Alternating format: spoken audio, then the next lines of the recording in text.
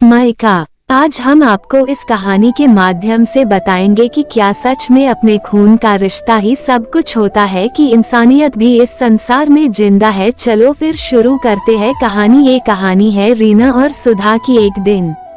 अरे वाह रीना, आज तो बड़ी प्यारी लग रही हो। रक्षाबंधन वाले दिन सुधा अपने मायके से वापस आई ही थी कि उसे रीना बाहर ही मिल गई। चटक हरे रंग के लहंगा, चोली और मांग टीका लगाए सजी धजी आज तो वो बिल्कुल अलग और बहुत सुंदर दिख रही थी। हाँ जी आंटी, मैं भी अभी आई हूँ अपने मायके से राखी करके, वह बोली।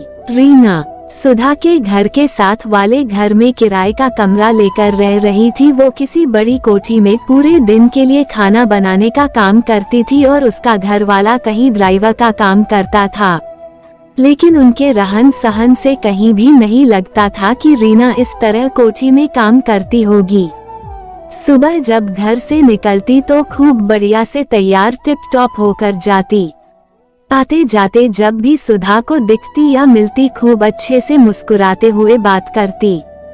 मायके से आई हूँ, उसका जवाब सुनकर उस समय तो सुधा अंदर चली गई, लेकिन उसकी ये बात उसके दिमाग से निकल ही नहीं रही थी कि वो मायके गई हुई थी राखी का त्योहार मनाने।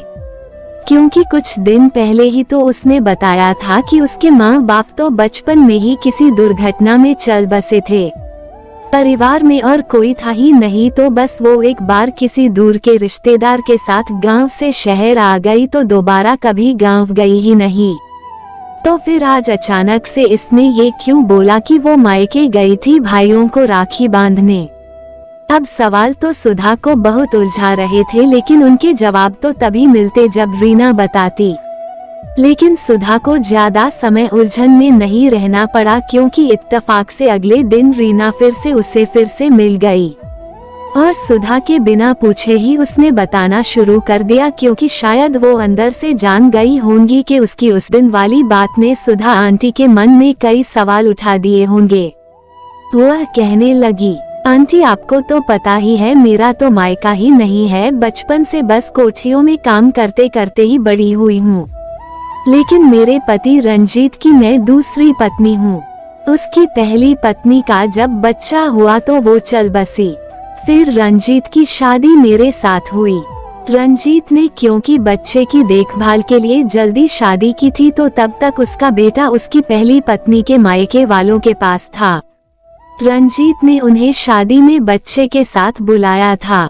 उन्होंने वहां आकर बच्चा तो मुझे सौंपा ही, साथ ही जब उन्होंने देखा कि मेरा मायके का कोई भी नहीं है तो उन्होंने मुझे अपनी बेटी मानकर मेरा कन्यादान भी किया। इस तरह बच्चे को माँ मिल गई, मुझे मायका मिल गया और उनको बेटी मिल गई, और अब वो मुझे अपनी बेटी की तरह ही मान देते हैं और हर तीज त्योहार पर मुझे मायके का हर नेक वहीं से आता है। सुधा उसकी बातें सुनकर सोच में पड़ी थी कि आज के ऐसे वक्त में जब अपने ही अपनों को नहीं पूछते, तब भी इस दुनिया में ऐसे बड़े दिल वाले लोग मौजूद हैं जो सही मायनों में जानते हैं कि रिश्ते बनाना और उन्हें दिल से निभाना क्या होता है।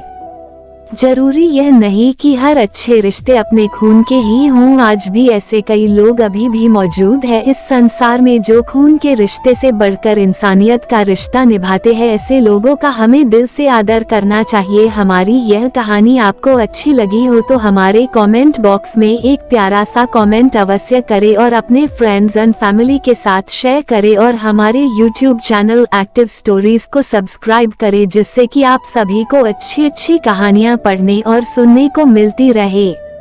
धन्यवाद।